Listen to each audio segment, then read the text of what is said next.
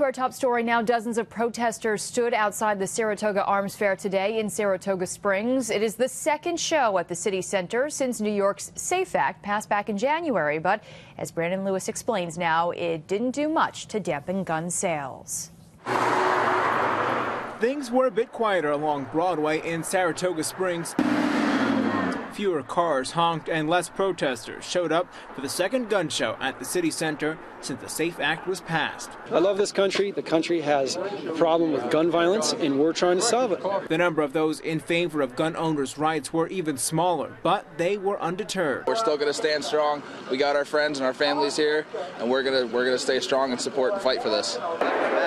Inside, vendors did brisk business, even though lines didn't stretch around the block.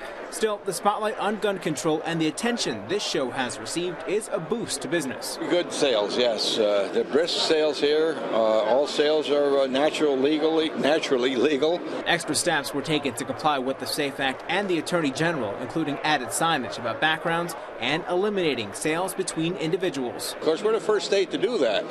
So a little confusion on some of the public. They kind of feel that their Second Amendment rights are definitely being infringed upon. Outside, protesters of the show disagreed, even if it means their message helps the other side. That's not a concern of mine. That always happens in something like this. Raising awareness helps the bottom line for them, too. It's not a problem. Brandon Lewis, CBS 6 News, Saratoga Springs. And the gun show continues tomorrow, while two others in Saratoga Springs are still planned for later this year.